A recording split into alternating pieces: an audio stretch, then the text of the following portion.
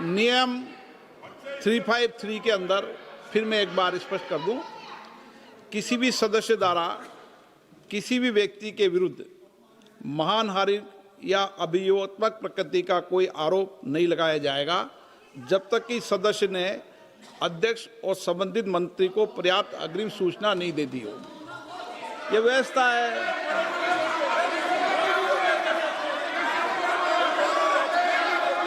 क्या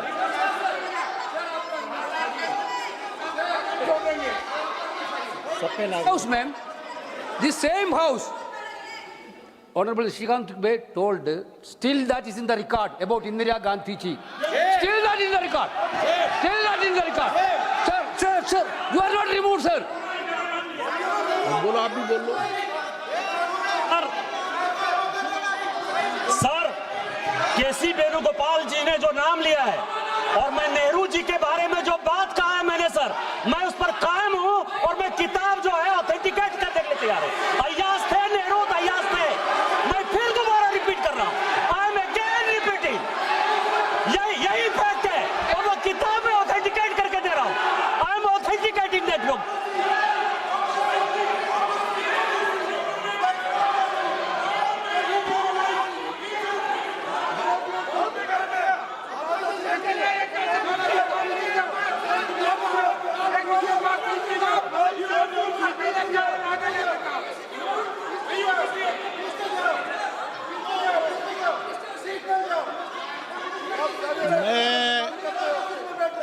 मैं जब आसन पर होता हूं, जो मैं व्यवस्था देता हूं, चाहे सत्ता पक्ष हो या प्रतिपक्ष हो, मैं समान व्यवस्था देता हूं।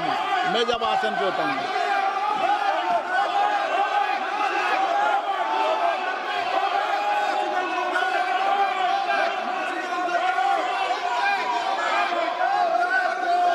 प्लीज बोलने दो, आप उनको बोलने दें, उनको बोलने दें। नो, अरे आप उनको नहीं बोलने देना चाहते? चलिए 114 प्लीज चाहिए। सर प्रियंका जी को ऑथेंटिकेट करना चाहिए और जो मिस इन्फॉर्मेशन कर रहे हैं, नहीं तो मिस इन्फॉर्मेशन के लिए कार्रवाई करना चाहिए। सर एक कुछ भी बोल के चल सकते हैं क्या? और procedure for the minister the correcting the mistake 114 में अगर वो आपने जो रूल का जिक्र किया 353 में, मुझे कोई नोटिस नहीं दिया है, मैं इधर प्रेजेंट हूँ और मैंने ऐसे कैसे बिना ऑथेंटिकेशन बोल सकते, मुझे बिना नोटिस दिए हुए। इसलिए मैं इसको खंडन करता हूँ और उसको एक्सपेल करना चाहिए और उनको माफी मांगना चाहिए।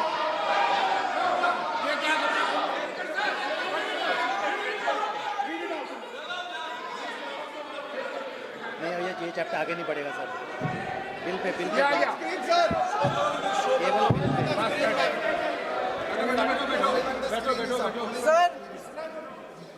Sir, here is a newspaper माननीय article. सदस्य, Sir, अरे आपने पूरा बुक ले गया है, आपने बुक ले गया सकता है। sir, written by a respected माननीय journalist. सदस्य, I will authenticate using this, sir. आप माननीय सदस्य प्लीज इसको छोड़ दें।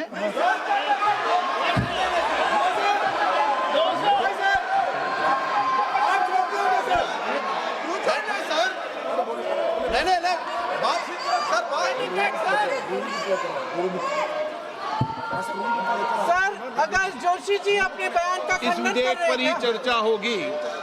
आप इस बयान का खंडन कर रहे हैं क्या नहीं, जोशी जी? माननीय से पूछेगा। सदस्य, मैं आपसे फिर आग्रह कर रहा हूं, इस सदन में इस विधेयक पर ही चर्चा होगी। फिर भी नो, ये विधेयक का विषय नहीं है। आप नो, आप बोलो तो विधेयक पे बोलो, ये मेरी अपेक्षा आपसे। प्लीज छोड़िए, इस विषय को छोड़िए।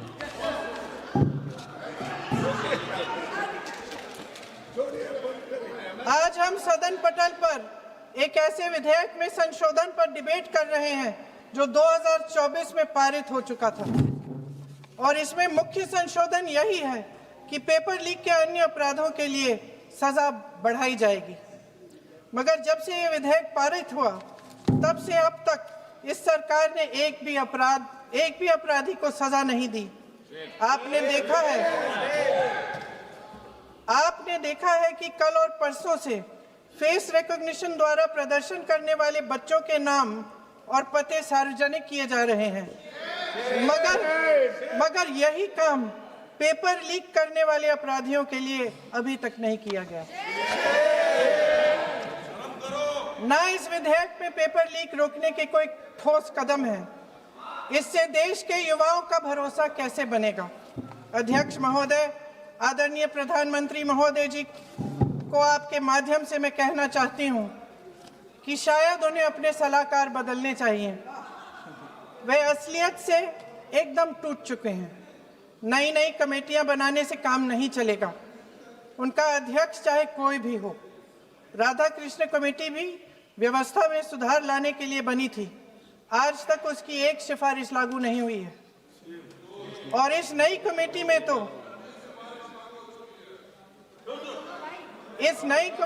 तो एक एक्स-आईबी चीफ, फिर चिल्लाएंगे, एक एक्स-आईबी चीफ, एक आईटी कंपनी के मालिक और एक गौमूत्र के विशेषज्ञ भी हैं।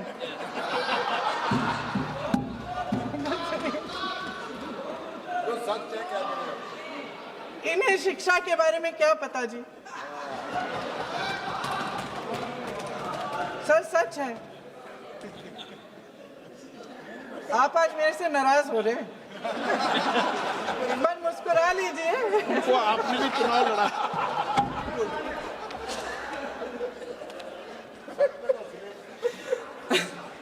सर, फास्ट ट्रैक कोर्ट्स का रिकॉर्ड पहले से ही बहुत खराब है। वैसे भी कल की सुनवाई में सीबीआई का वकील पेश ही नहीं हुआ।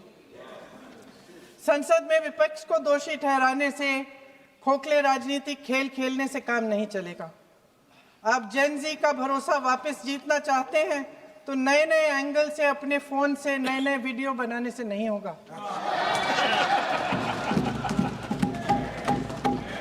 प्रधानमंत्री जी को कैमरे का एंगल नहीं, दिल का एंगल बदलना पड़ेगा। ये जेनरेशन जागरूक है, समझता है। झूठ पहचानने की उसकी अपार क्षमता है। इनका दिल और दिमाग जीतने के लिए आपको सच्चाई पर उतरना पड़ेगा। आपके शासन के चलते इस नौजवान पीढ़ी के साथ घोर अन्याय हुआ है, बर्बरता हुई है। इस सच्चाई को स्वीकार करिए। अपनी जिम्मेदारी से पीछे हटने से काम नहीं चलेगा। आदरणीय प्रधानमंत्री महोदय जी, आपको जिम्मेदारी लेनी पड़ेगी, ठोस कदम उठाने पड़ेंगे। शिक्षा विशेषज्ञों को इकट्ठा कीजिए, छात्रों, अध्यापकों, सभी स्टेक होल्डर्स को साथ लेकर, अन्य विचारधाराओं के थॉट लीडर्स के साथ गहरी चर्चाएं करवाकर एक नई शिक्षा प्रणाली तैयार कीजिए। मौजूदा नेशनल एजुकेशन पॉलिसी में 8 महीने तो एग्जाम चलते हैं, अध्यापकों को पढ़ाने का समय नहीं मिलता।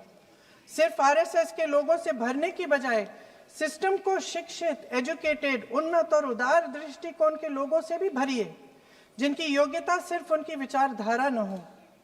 रोजगार पैदा करने के सख्त कदम उठाइए, इस पर फोकस करिए। मेडिकल कॉलेजेस की संख्या बढ़ाइए, चिकित्सा शिक्षा का विस्तार कीजिए, ताकि ये बच्चे जो मेहनत कर के भी अपने भविष्य नहीं बना पा रहे हैं, एक उज्जवल भविष्य का सपना देख पाए। अध्यक्ष महोदय, छात्रों को सड़क से हटाया जा सकता है, लेकिन उनके सवालों को नहीं। हर लाठी जो किसी लड़की पर, किसी लड़के पर चली है, वे बच्चों की पीठ से ज्यादा सरकार की साख पर पड़ी है। देश के नौजवान न्याय मांग रहे हैं, भीख नहीं। वे यहाँ सरकार गिराने नहीं, अपना भरोसा बचाने के लिए आए थे। अध्यक्ष महोदय, आपके माध्यम से मैं सरकार को कहना चाहती हूँ, अपनी साख बचाइए, अपनी नीयत ठीक करिए, अपनी अकड़ का इलाज कीजिए, अपने वादों पर अमल कीजिए। आपके शासन में हमने बड़ी बड़ी चोरियां देखी हैं। चुनाव में वोटों की चोरी, राम मंदिर में चंदा की चोरी, आपके उद्योगपति मित्रों द्वारा देश की संपत्ति की चोरी, किसानों की जमीन की चोरी, लेकिन सबसे बड़ी चोरी, हाँ ठीक है, सबसे बड़ी चोरी तब हुई। कहिए, बोलिए।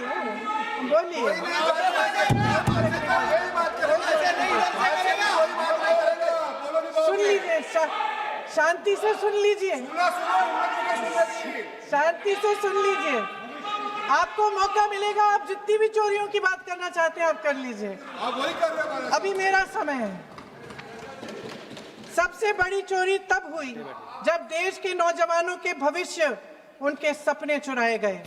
भविष्य की चोरी, सपने की चोरी किसी भी चोरी से कहीं बड़ी होती है महोदय। अगर देश का युवा निराश हो जाए, अगर देश का युवा निराश हो गया, उसकी उम्मीद टूट गई, तो सबसे बड़ी हार भारत की हार होगी। और हम कांग्रेस और विपक्ष के लोग जान दे देंगे, मगर भारत की हार नहीं होने देंगे। जय हिंद। सर अब तो मुस्कुरा लीजिए, भाषण खत्म।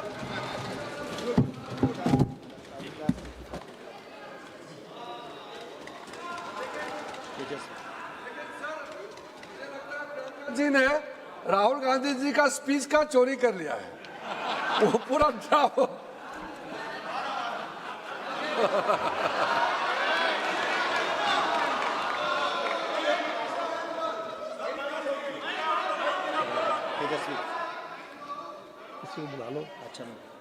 तेजस्वी सूर्या,